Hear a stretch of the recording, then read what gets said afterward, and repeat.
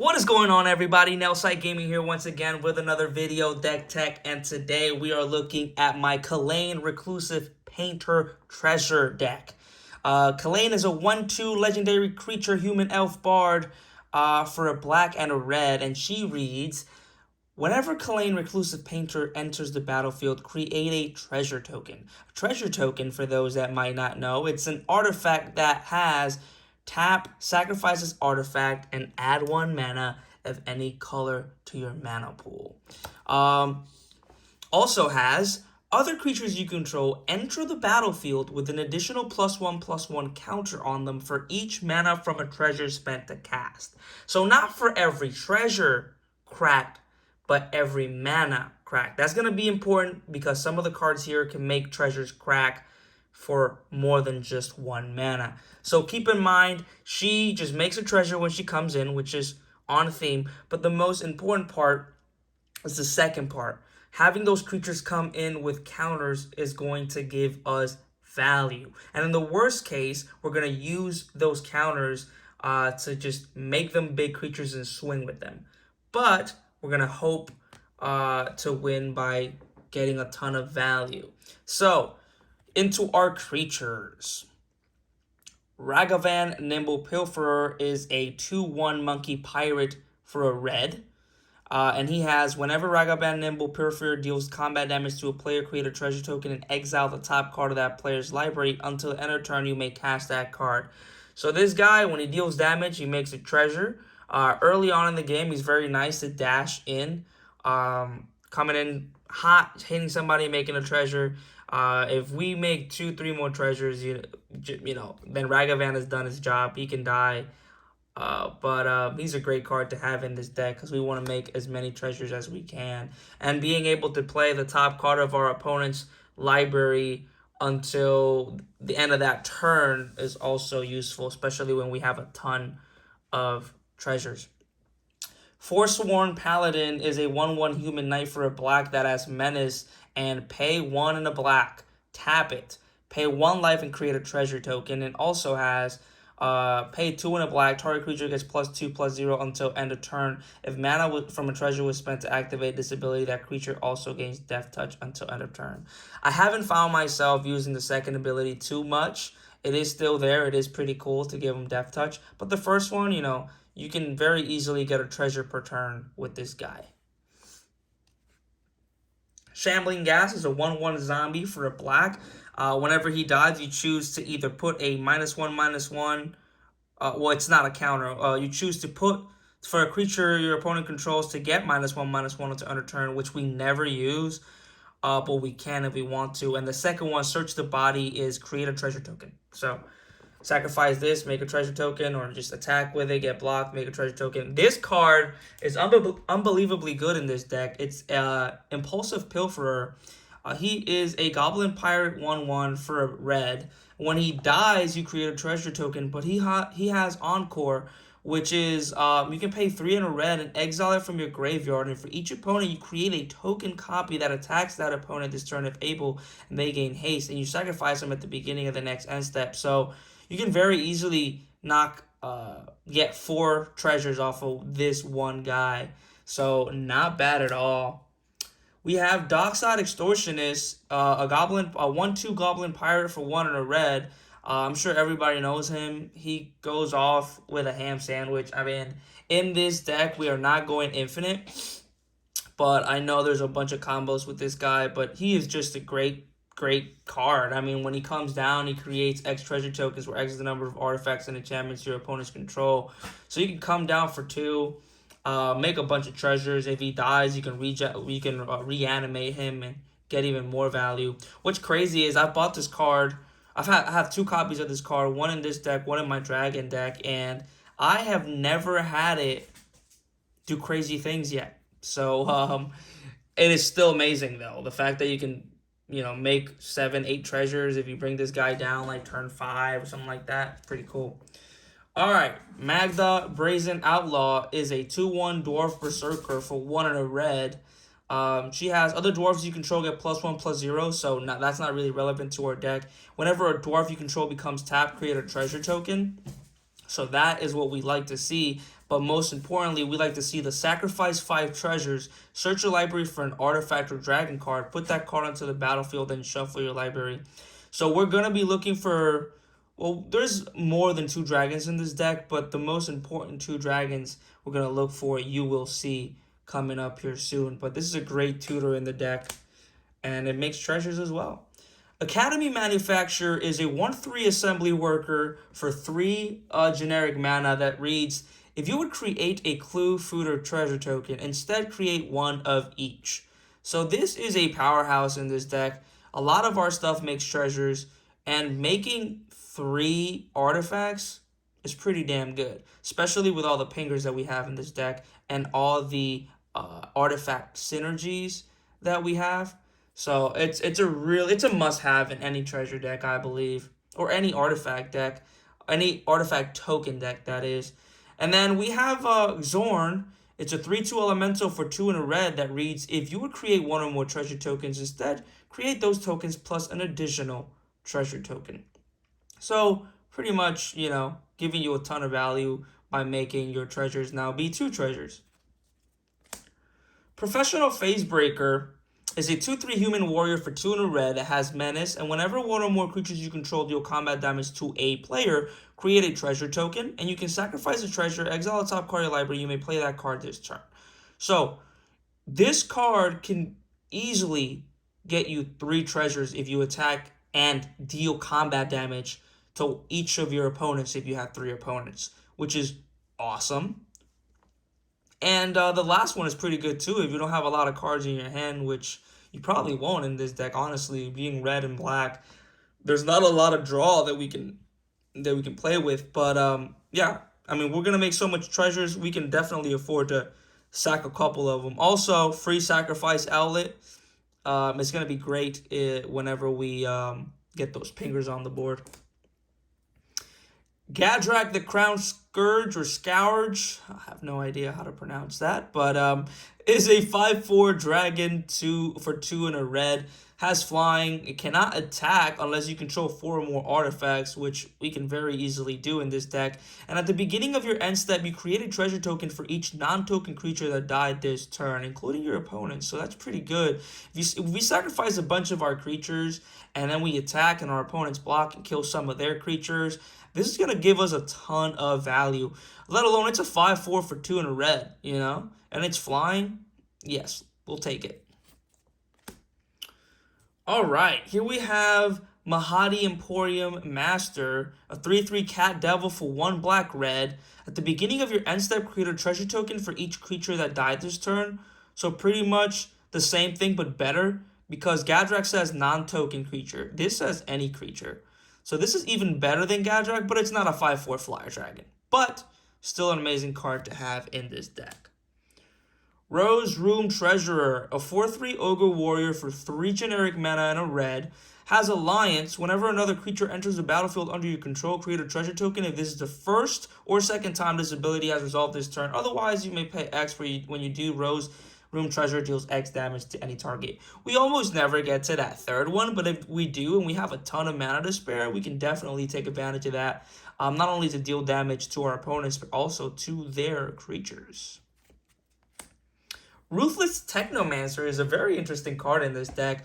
We're going to make a lot of big creatures, especially by spending, having our commander out, spending that treasure mana to cast our creatures, making them come in with counters. We're going to have pretty big creatures. And when this guy, the 2/4 human wizard for 3 and a black comes in, when he enters the battlefield, you may sacrifice another creature you control. If you do, create number of treasure tokens equal to that creature's power.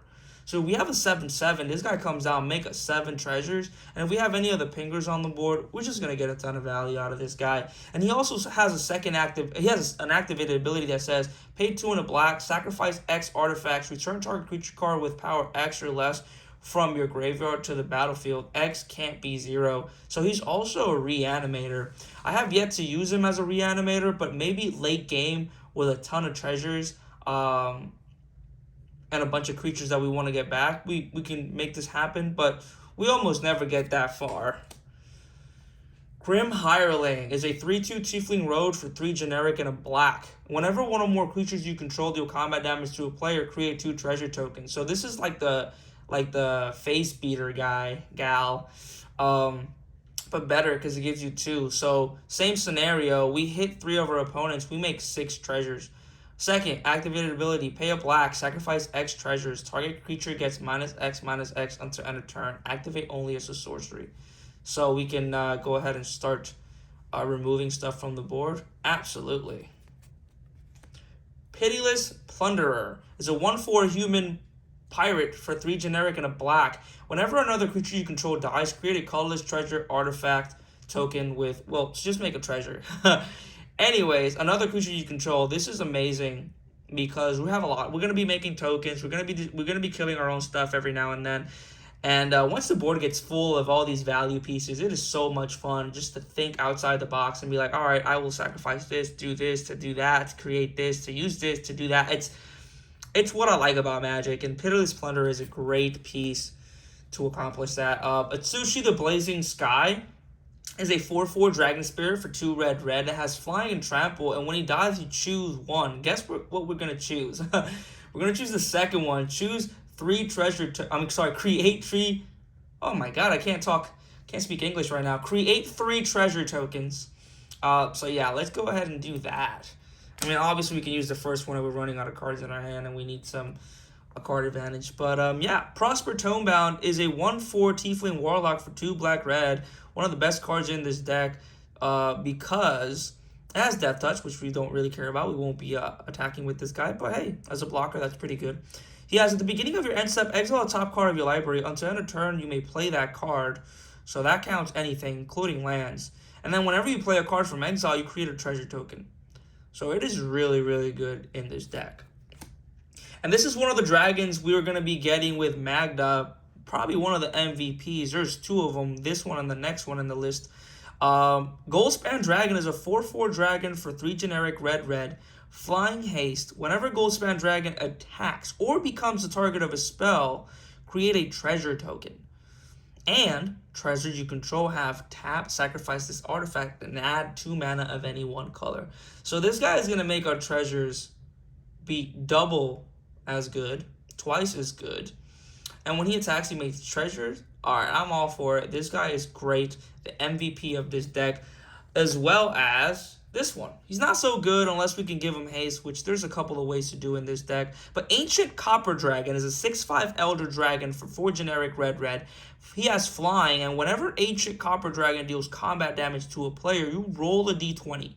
You create a number of treasure tokens equal to the result. Yes, this is very, very powerful. Now, you could whiff, roll a 1, roll a 2, whatever. The chances of that are really low, and even then, it is still an amazing card. This card is gorgeous. I love the art. And as soon as it came out, I knew I had to add him to this deck. Him and Goldspan are probably the best cards in this deck. They are also removal magnets. So these 2 guys are the reason why we have a couple of recursion or reanimation spells in this deck, because they will be removed so fast. So Curse of Opulence, it's an enchantment aura curse for red that does not make us treasures. But whenever enchanted player is attacked, create a colorless artifact token named Gold. It has sacrifice this artifact, add 1 mana of any color to your mana pool. Each opponent attacking that player does the same. So Gold is pretty much treasures that you don't have to tap to sacrifice. And just because the name is different, it doesn't really synergize with a lot of our treasure stuff like Goldspan Dragon or whatnot. But it is still pretty great. And you can put this on the threat of the board and incentivize your opponents to attack them. What's crazy is because my friends know what this card does, they don't really fall for the whole, they don't care about the gold. They rather, so it hasn't really worked out for me. It is kind of a douchebag move to play this card, but it doesn't work if people don't agree to use it. And my friends they don't really use it. They're just like, I'm not attacking that guy, even if it makes, as a matter of fact, it sometimes makes me the target. Treasure Map is an artifact for 2. that has pay 1, tap it, scry 1, put a landmark counter on treasure map. Then if it has 3 or more of those counters, transform it.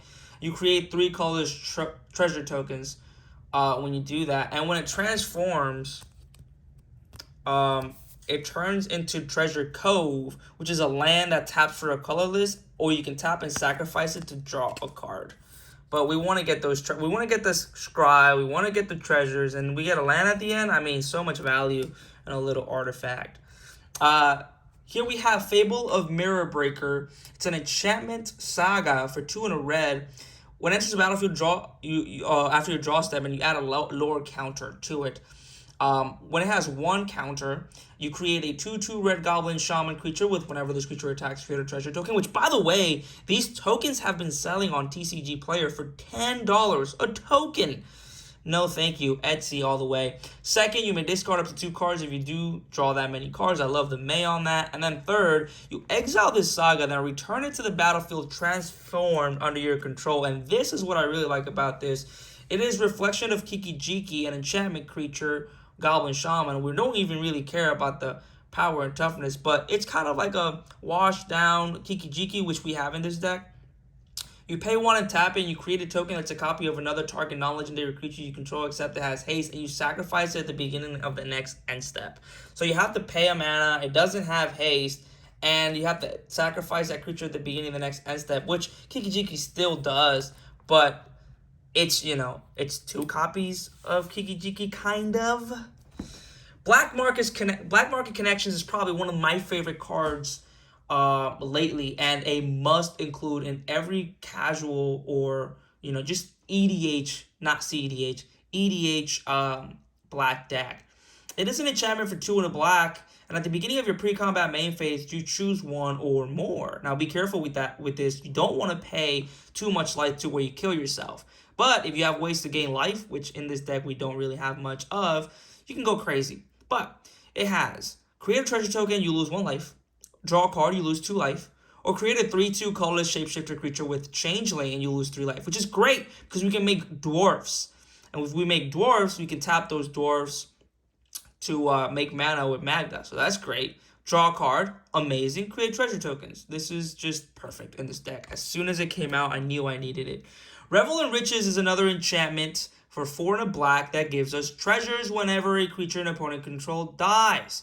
At the beginning of your upkeep, if you control 10 or more treasures, you win the game. So it is a win con. I really dislike cards that have, if you do this, you win the game. I do not like it. So guess what? I am never going to trigger that. I am going to spend my treasures before that. Now, some people think, rather... So let's say I have a pinger that deals 1 damage every time an artifact dies, and I sacrifice 40, and then I just take a... Okay, I like that. That's okay, because I had to work my way to get those 40 treasures or whatever. But 10 treasures, if nobody has removal for an enchantment, I don't know. I just don't like that second ability. It is there if I need it, and trust me, on a tight spot, if I have no other way to win, I will do it. Here we have some mana rocks, starting with Soul Ring, Arcane Signet, Fellwar Stone, Talisman of Indulgence, Rakdos Signet. Now we're moving on to other forms of ramp and other goodies. With Jeska's Will. Jeska's Will is a sorcery for 2 and a red. You choose 1, and if you control your commander as you cast a spell, you may choose both. You add a red mana for each card in target opponent's hand, which is awesome. And then you can exile the top 3 cards of your library, and you may play them this turn. This is a really good card in any deck that can have it, honestly. So it is a must include, in my opinion. Here we have some pingers, starting with Disciple of the Vault, a 1/1 human cleric for a black. Whenever an artifact is put into a graveyard from play, you may have target opponent lose 1 life. So, like I said, you're going to be making a lot of treasures, and you want to get value out of them. This is definitely a value piece for this deck, but there are some that are better. Reckless Fireweaver is a 1/3 human artificer for 1 and a black. Whenever an artifact enters the battlefield under your control, Reckless Fireweaver deals 1 damage to each opponent. Make treasures. You make 3 treasures, you deal 9 damage.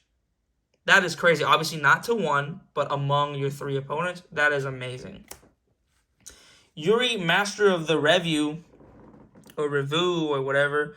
Um, it's a 1/1 human shaman for black and red. Whenever you sacrifice a permanent, put a +1/+1 counter on Yuri. When he dies, it deals damage equal to its power to any target.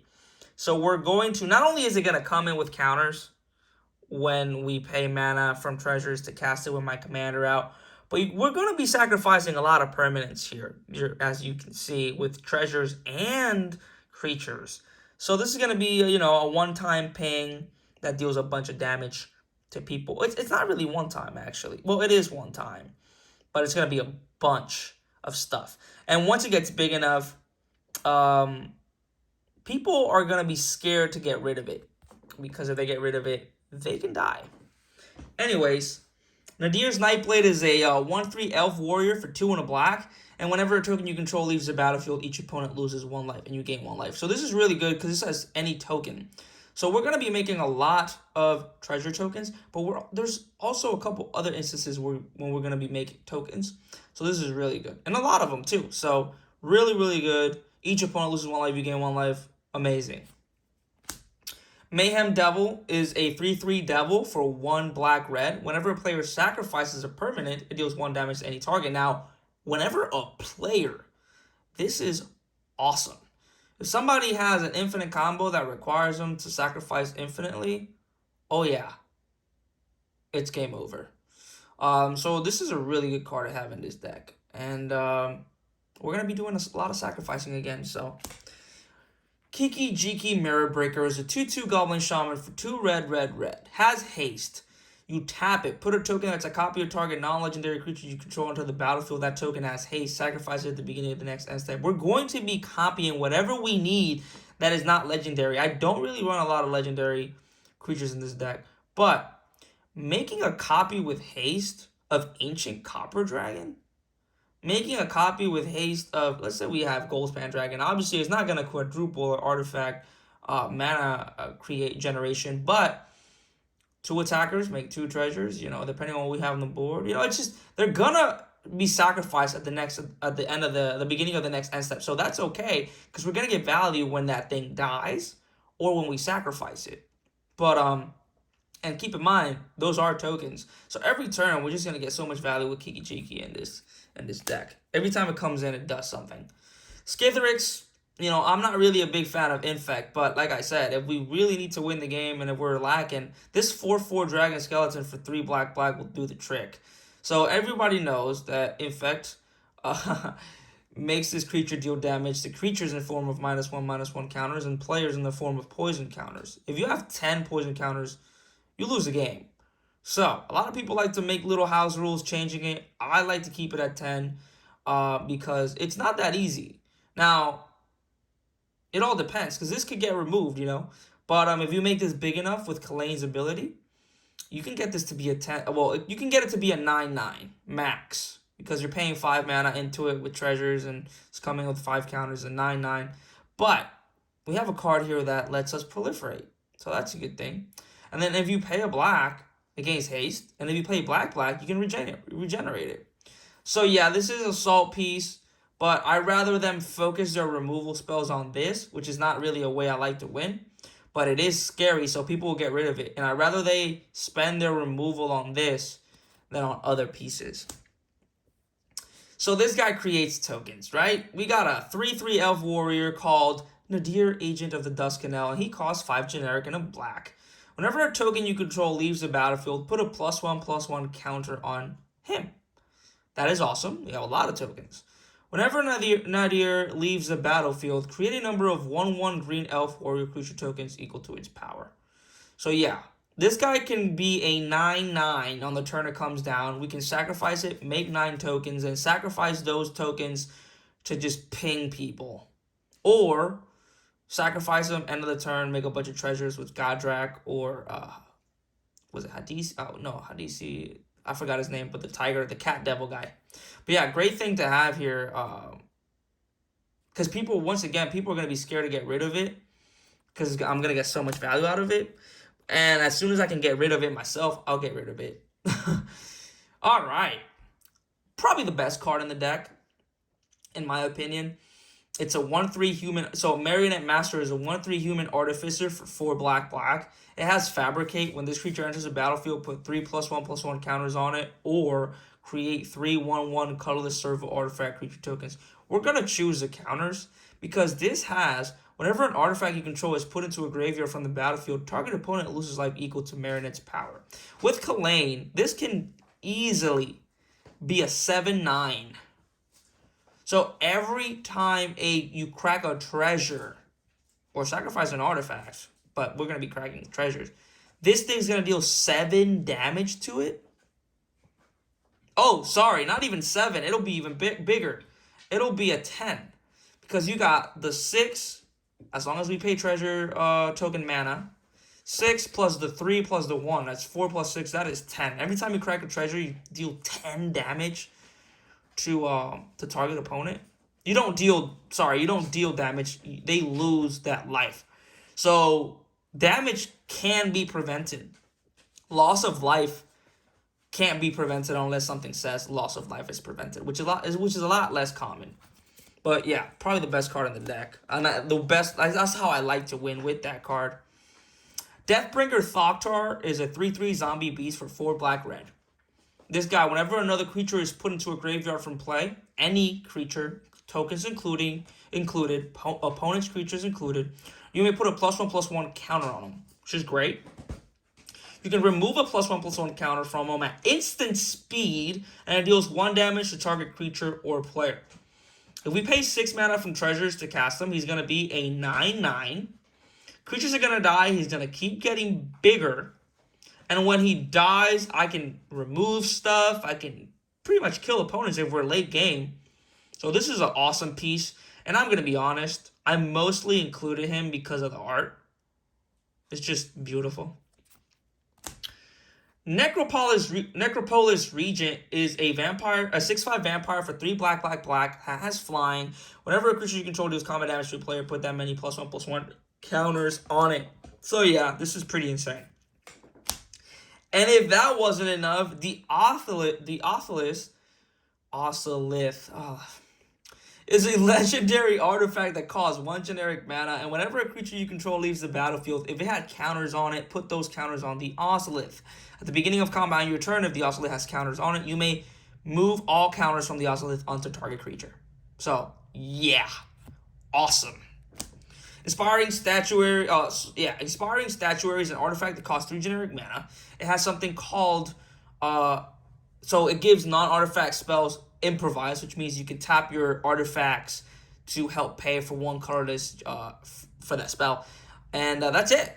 So now your treasures can tap for mana, and then you can sacrifice them later on, because obviously you need to tap the treasure to sacrifice it. But if we have gold, we can tap the gold and then sacrifice it. And we can tap everything. We can tap this. We can tap a bunch of stuff as long as we're playing non-artifact spells. So this is an amazing card to have in this deck as well. We can run a lot of treasures. We run a lot of artifacts. Cranial Plating is an awesome card in this deck as well. It's an artifact equipment for 2 colors. You can equip it, and target creature gets +1/+0 for each artifact you control. And the best part, if that wasn't enough, right? You can pay black, black at instant speed and attach this to a creature you control. If you have this on a creature and you attack with another, and that one gets blocked, you can pay 2 before damage to move this at instant speed, giving him or her that +1/+0 buff. Yes, this is awesome. Bitter Blossom is a way for us to make tokens. It is an enchantment, a tribal enchantment, fairy type, for 1 and a black. At the beginning of your upkeep, you lose 1 life and create a token. Those tokens are going to be very, very valuable with some of the cards we're going to be seeing here, and some of the cards we've already seen. Like Phyrexian Altar, an artifact that costs 3 that has sacrifice a creature at 1 mana of any color. So we're going to be sacrificing our creatures and our tokens to get mana to get us out of any problems we may be having. Now, this usually is a combo piece for a lot of decks. This is not a combo piece here, but it is a very, very powerful card. It is a free sacrifice outlet in a deck that needs it, and it's here. All right, Fane the Broker, a Legendary creature, a 3/3 human warlock for 2 and a black. You can tap it to sacrifice a creature, put 2+1/+1 counters on target creature. You can tap it to remove a counter from a creature to create a treasure token. You can tap it to sacrifice an artifact and create a 2/1 white and black inkling creature token with flying. And you can you can pay 3 and a black, untap Feign the Broker, and use them again. So, very, very, very good card in this deck. It's not overpowered. It's just it's like a toolbox, you know? And it does everything that we want this deck to do. Ruthless Knave. It's a 3/2 Orc Pirate for 2 and a black that has pay 2 and a black, sacrifice a creature, create 2 colorless treasure tokens. And you can sacrifice 3 treasures to draw a card. Need I say more? Skullport Merchant is a 1/4 Dwarf Citizen for 2 and a black. Look, a dwarf!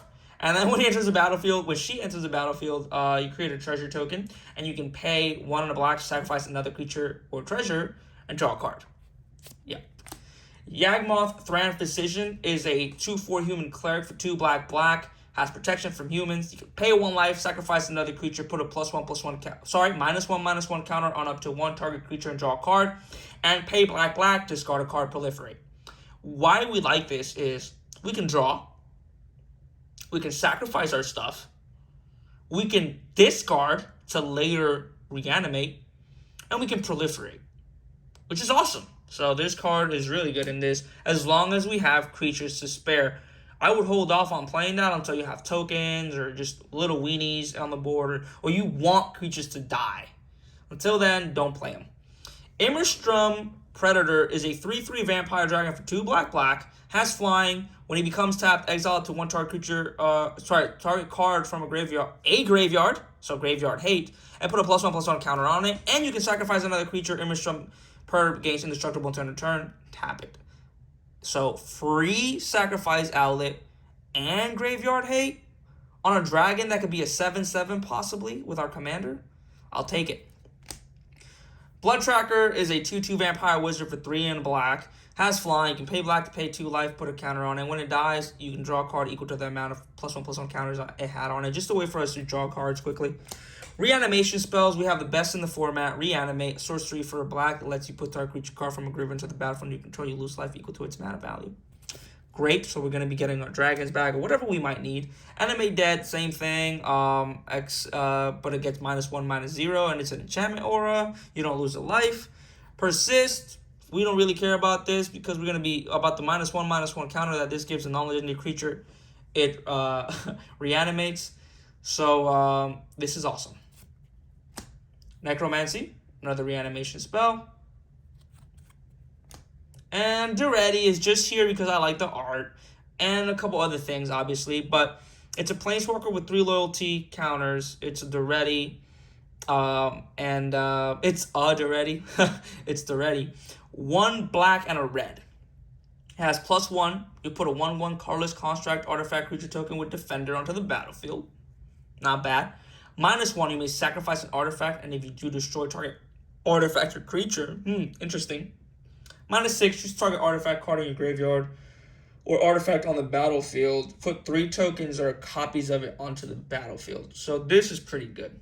This is actually pretty good, especially with the ones on the battlefield. But pretty cool.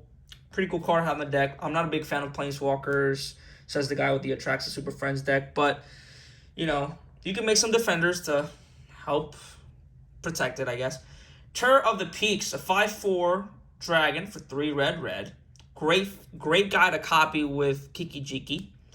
It has flying. Spells your opponent's cast that targets Terror of the Peaks cost an additional 3 life to cast. And whenever another creature enters a battlefield under your control, Terror of the Peaks deals damage equal to that creature's power to any target. With 2 of these on the board, and with the big old creatures we're going to be casting with Kalain's ability and the treasure mana, it gets pretty wild. Terror of the Peaks is just an amazing card overall. Thundermaw Hellkite is a 5/5 dragon for 3 red. Flying haste. Great card to bring down. It could be a 10/10 with our commander. A hasty flyer with 10/10 that has, when it enters the battlefield, it deals 1 damage to each creature with flying your opponent's control. When you tap those creatures, yeah, I'll take it. And then here's the only dedicated tutor in the deck, Demonic Tutor. Search your library for 1 card, put it in your hand. Yep. Vandal Blast. Here's our removal spells. It can destroy one artifact you don't control, or it can destroy each artifact you don't control when it's overloaded. So pretty good. Go for the Throat, an instant for 1 and a black that destroys target non-artifact creature. Terminate is an instant for a black and a red that destroys target creature, can be regenerated. In this deck, this is not a really good card because you need the black and the red, but in this deck, we have so many treasures and so much. It's good, we'll have it, and I love this foily art. It's gonna stay, but it is pretty good. Destroy target creature, can't be regenerated. Infernal Grasp is an instant for 1 and a black. Destroy target creature, you lose 2 life. Sure. Feed the Swarm, enchantment removal, and creature removal. But enchantment removal, it's a sorcery for 1 and a black, and you lose life equal to that permanent's mana value. Please don't use this on creatures unless you absolutely need to. There is very little enchantment removal in these colors, and yeah, we need as much as we can get. Rakdos Charm, great card, instant for black and a red. You can exile all cards from target player's graveyard, which is amazing. You can destroy target artifact, or if somebody is getting out of hand and has a ton of creatures and you don't have as many, each creature deals 1 damage to its controller. You can win games with this card. It is amazing. Chaos Warp is a removal spell, instant for 2 and a red. The owner of target permanent shuffles it into their library, then reveals the top card of the library. If it's a permanent card, and put it onto the battlefield. Sure, whatever. Sometimes they'll get lucky. Deli Rollick, it's a 3 and a black instant. Exile target creature, but if you have your commander, it's free. Heck yeah. And then here we have the lands. We have a Badlands, a Bloodstained Mire, a Blood Crypt, Sulphur Springs, Luxury Suites, Haunted Ridge, Dragon Skull Summit, Tainted Peak, Shadowblood Ridge, 11 mountains, and 8 swamps, Treasure Vault to make some treasures, and then Handwear Battlements, which is awesome because you pay. It can give you a colorless mana, but if you pay a red and tap it, target creature gains haste until end of turn. It can work for anything, even your opponent's creatures if you really want to help them out and use this as a politic piece. But Ancient Copper Dragon with this? Absolutely. And then Command Tower. And that, guys, is my Kalain Treasure deck. This has been 37, almost 38 minutes now. I'm sorry it took this long, but this is a deck I absolutely love. It is a little lower on the power scale in comparison to my other decks that I've shown on this channel already. But it is a very, very fun deck. And it pretty much embodies everything that I like to do in Magic. Paying, creating, sacrificing, reanimating. It has a little bit of everything. And maybe that's why it's not as, powerful. I also, on purpose, only added the Demonic Tutor. I could have added an Imperial Seal of Empiric. I don't want to do any of that. I just play it, and it's a pretty fun deck. So, guys, thank you for watching. Link to the deck will be down below. And until next time, Nelsite Gaming out.